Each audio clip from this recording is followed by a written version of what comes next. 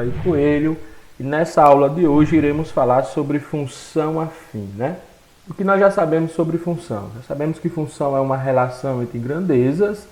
Nós vimos que existem diversas formas de representarmos essa relação, né? Diversas leis de formações.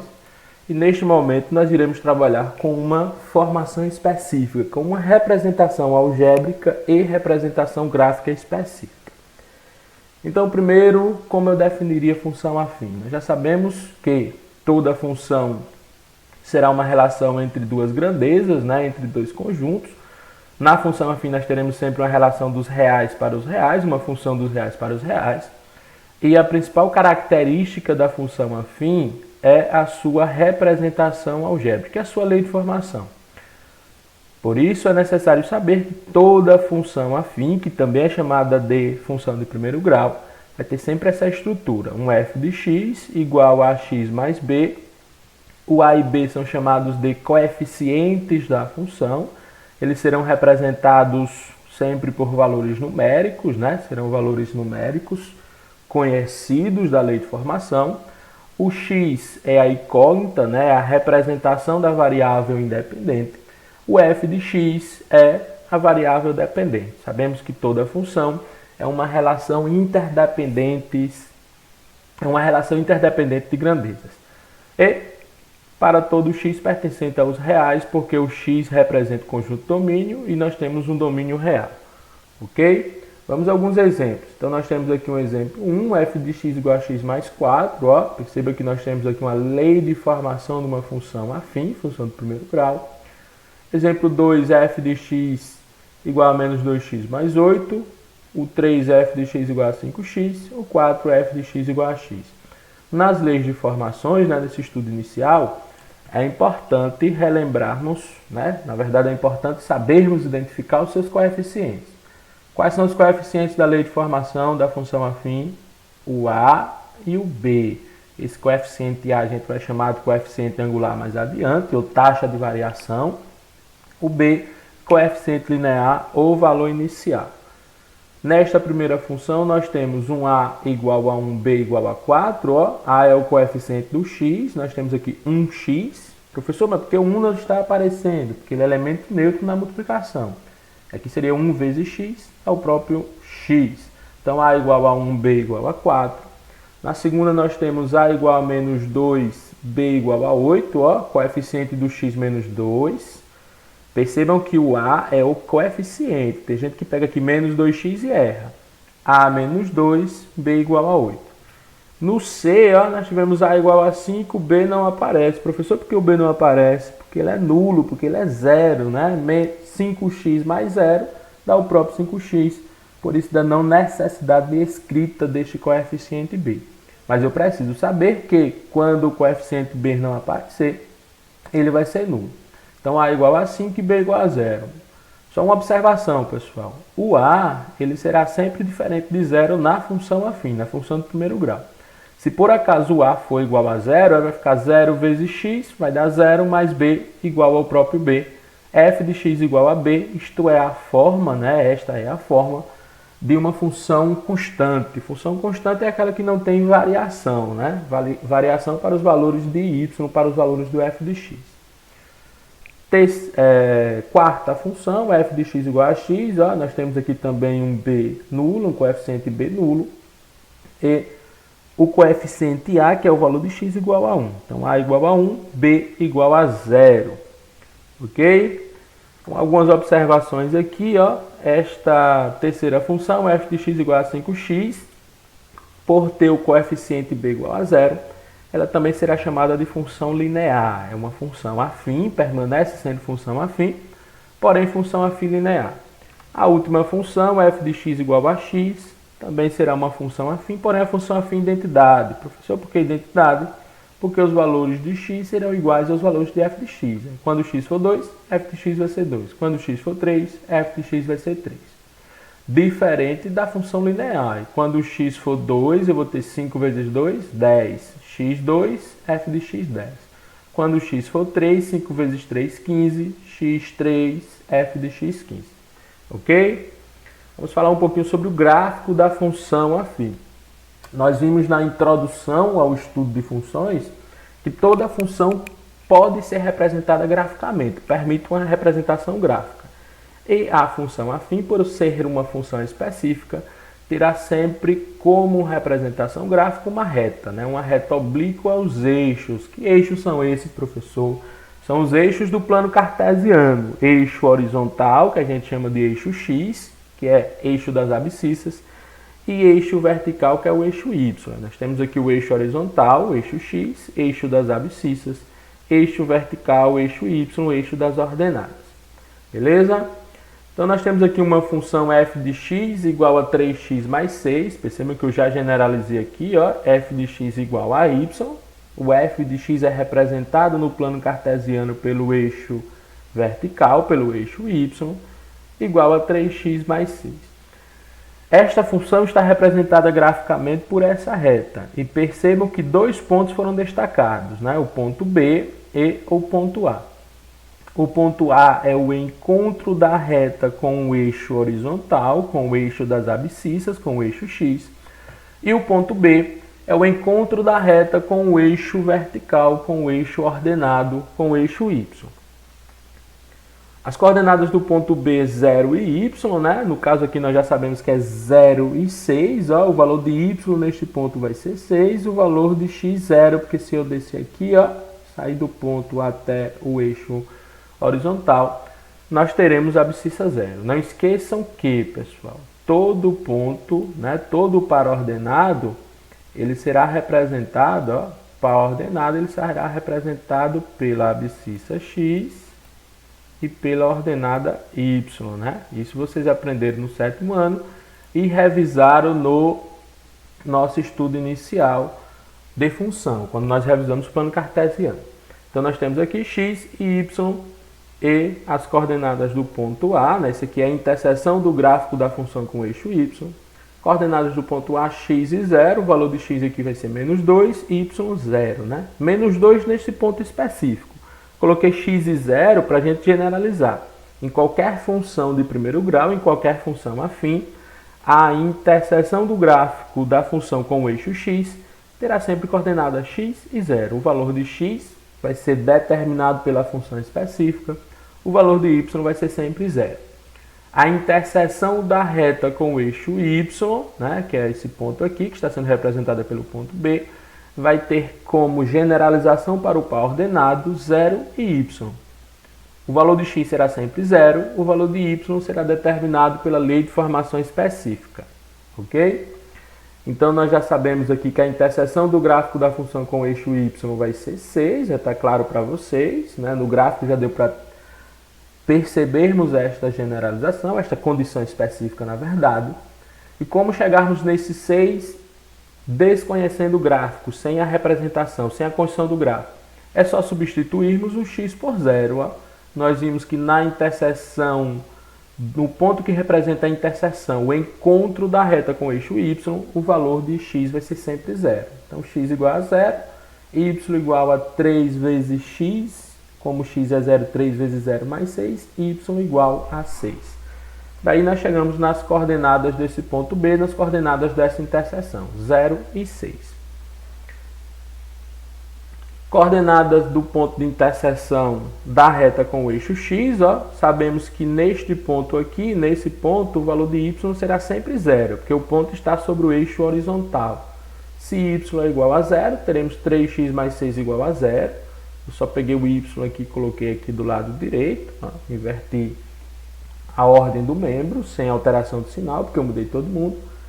3x igual a menos 6, ó, formulamos a equação de primeiro grau, com uma única variável. Para encontrar o valor do x, eu tenho que usar alguns processos resolutivos. Neste primeiro momento, eu tive que retirar o 6 do primeiro membro, tenho que retirar do segundo também para manter o equilíbrio. Então, tiro o 6 daqui, fica 6 menos 6, 0, e aqui 0 menos 6 dá o próprio menos 6. 3x igual a menos 6, para encontrarmos o valor de x, é só dividirmos tudo por 3, é 3 dividido por 3, menos 6 dividido por 3, x igual a menos 2, já estava visível no gráfico que o valor de x, o valor da abscissa para a coordenada desse ponto seria menos 2. A tem coordenadas menos 2 e 0. Portanto, o nosso gráfico, né, da função y igual a 3x mais 6 ficou com essa estrutura aqui. Interseção da reta com o eixo y, 0 e 6. Ó. Perceba que o 6, o valor de y, é igual ao b. Portanto, por isso, na verdade, o b é chamado, né, de valor inicial, coeficiente linear, que representa o valor inicial da função. Coordenadas do ponto A, menos 2 e 0. Este ponto aqui, ó, será chamado de raiz ou zero da função. Por que raiz ou zero da função, professor? Porque ele anula o y. Quando o x for menos 2, o valor de y vai ser 0. E o y é a variável, né, é a incógnita que representa a função. Conclusões importantes, ó, na função f de x igual a x mais b, com f de x igual a y, nós temos a interseção do gráfico da função com o eixo y, com coordenadas sempre 0 e y. E o valor de y para este ponto de interseção, para esse ponto, será sempre o b, será sempre igual a b. E este b será chamado de valor inicial da função, né? No exemplo anterior, o valor inicial foi 6, porque é o valor da função quando x for 0. Interseção do gráfico da função com o eixo x, coordenadas sempre equivalentes a x e 0. Quando eu substituo aqui a x mais b igual a y, a x mais b igual a 0, porque y vai ser 0. A x igual a menos b, mudancinha de membro que a gente discutiu no exemplo anterior. X igual a menos b sobre a. Menos b sobre a vai ser sempre a raiz da função. Raiz da função, ou zero da função, será sempre identificado no gráfico pelo ponto de interseção de encontro da reta com o eixo x. Ok? Taxa de variação média. Professor, o que seria taxa de variação? É a variação entre dois pontos quaisquer da reta que representa a função. Então aqui eu destaquei o ponto A e o ponto B. Qual foi a variação aqui entre a abscissa e a ordenada do ponto A para o ponto B?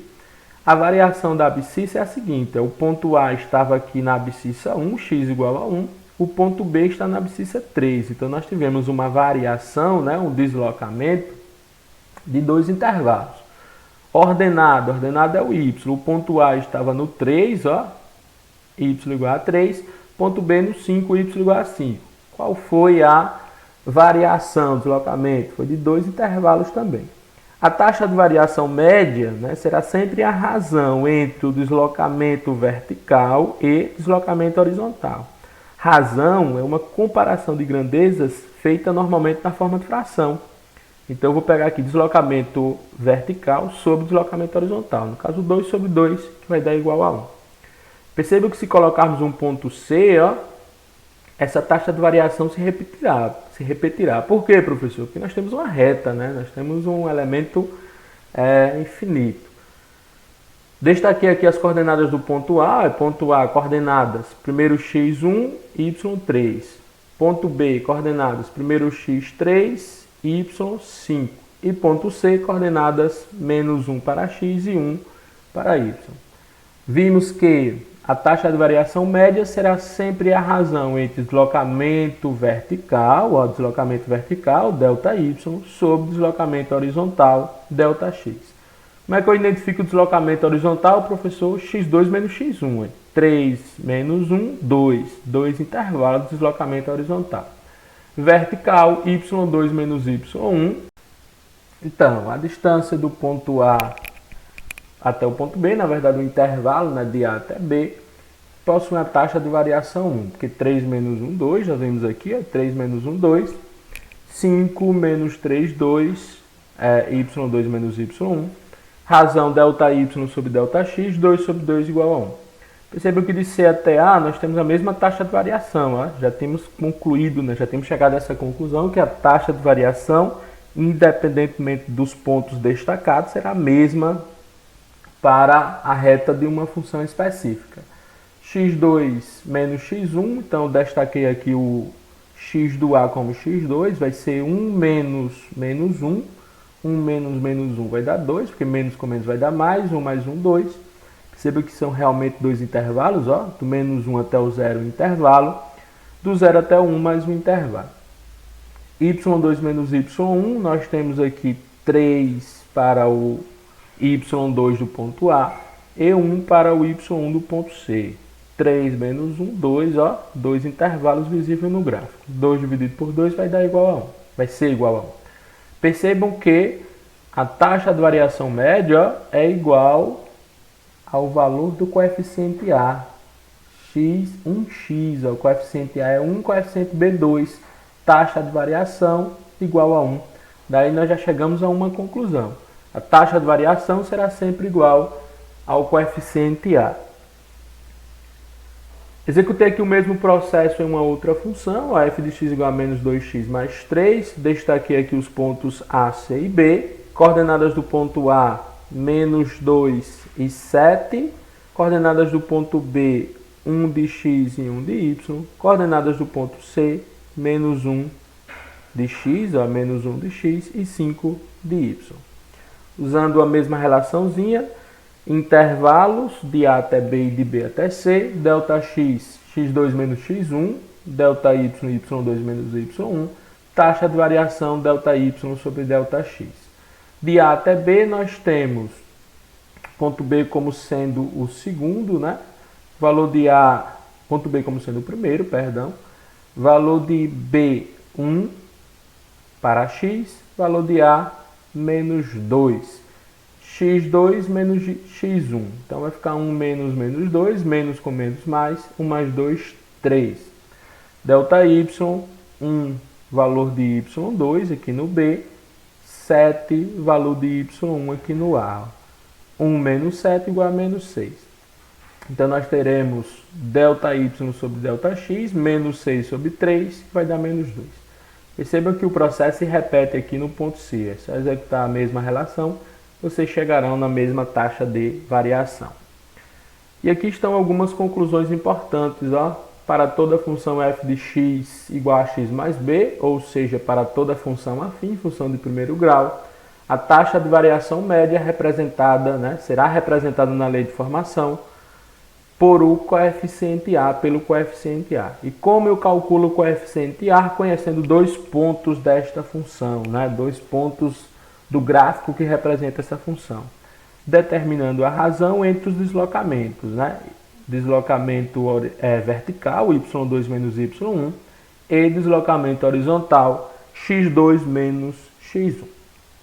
Vamos a alguns exemplos. Ó, primeiro exemplo, um técnico de informática cobra R$ 120 à vista e um adicional de 80 por hora de trabalho, com valor proporcional no fracionamento da hora. Percebam aqui alguns dados importantes, pessoal. R$ 120 é um valor à vista, é um valor inicial. O técnico chegou na casa do cliente, ele já tem 120 garantido. E R$ 80 mais um adicional, né? Um adicional de R$ 80 por hora de trabalho. Daí já dá para perceber uma situação clara.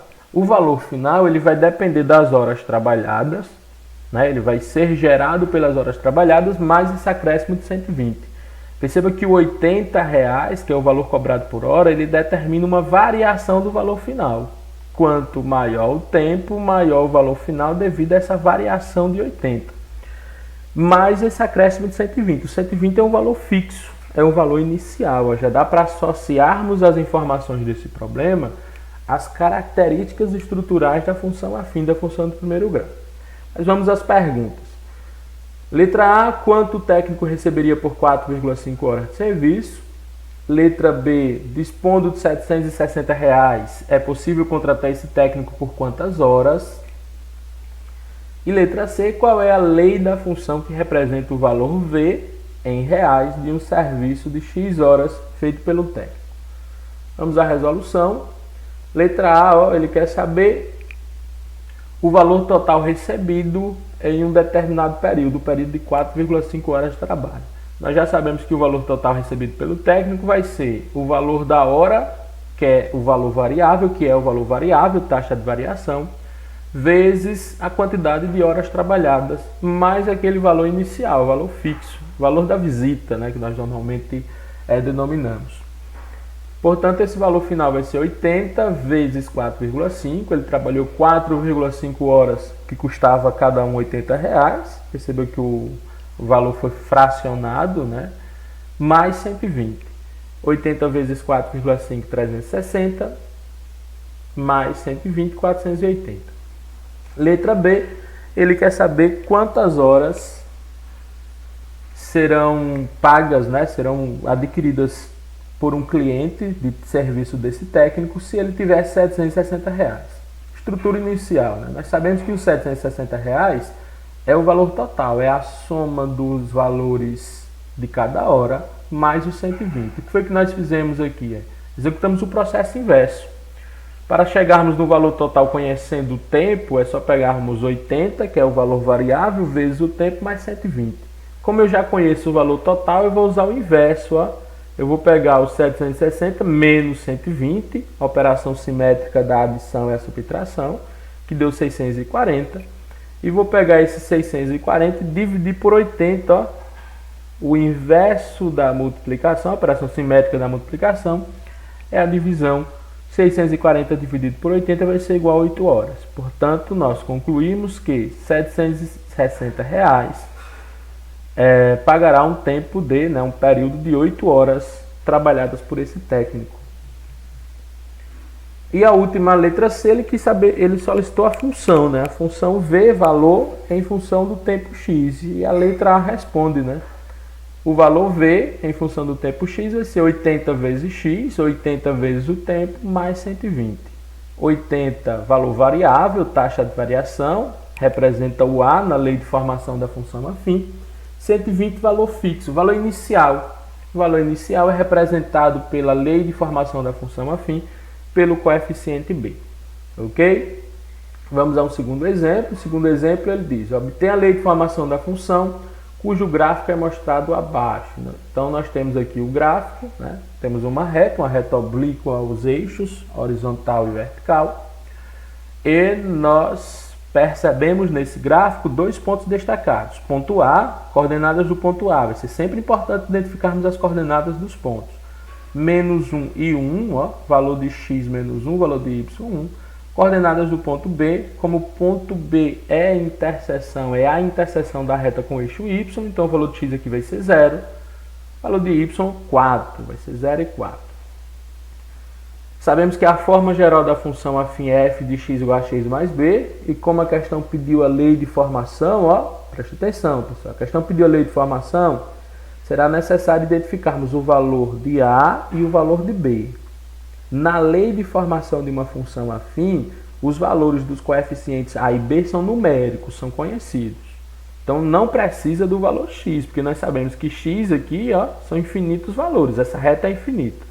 Mas os valores dos coeficientes são fixos, então nós precisamos dos valores do valor de A e do valor de B. Para encontrarmos esses valores, será necessário identificarmos as coordenadas dos pontos, como já foi dito anteriormente. B, 0 e 4, A, menos 1 e 1.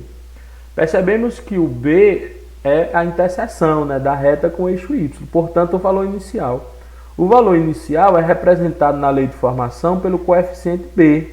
Então eu já sei que o valor de B é 4. Quando o x for 0, A vezes 0 vai dar 0. O B vai ficar igual a f de x, vai ficar igual a y, portanto 4. Já encontrei um coeficiente. Para escrevermos a lei de formação será necessário os dois, o A e o B. Só temos o B. Como é que eu chego no segundo coeficiente? Como o coeficiente A é taxa de variação, e nós sabemos que a taxa de variação de quaisquer função afim será sempre a razão entre deslocamento vertical e deslocamento horizontal. Deslocamento vertical entre dois pontos, aqui nós temos o vertical e aqui o horizontal. Deslocamento vertical está bem fácil, porque neste caso temos o gráfico, Nós saímos do 1 aqui do ponto A e fomos para o 4 no ponto B. Deslocamento de quantos intervalos? 3 intervalos. Ou seja, y2 menos y1, 4y2, o y do B, menos 1, y do A, y1. 4 menos 1, 3. Deslocamento horizontal, um intervalo. Está claro no gráfico, mas se formos usar a fórmula, se formos usarmos a fórmula, x2 menos x1, x2, 0, x2 aqui determinei como o ponto B, pois o y2 foi no ponto B. x1 menos 1 é a abscissa do ponto A, 0 menos 1, Menos com menos mais, 0 mais 1 dá o próprio 1. 3 dividido por 1, 3 sobre 1 vai dar 3. Encontramos os coeficientes. Ó. A igual a 3, taxa de variação. B igual a 4, valor inicial, coeficiente linear. Questão pediu lei de formação. A lei de formação, f de x igual a 3x ó, mais 4. Essa é a resposta. Sempre que for solicitado lei de formação, será necessário identificar os valores de A e B daquela respectiva função afim. Ok? Então, pessoal, obrigado. Essa foi nossa aula sobre função afim, primeira parte. Depois discutiremos crescimento e decrescimento da função e falaremos sobre equações de primeiro grau. Ok? Tchau, tchau. Abraço para vocês.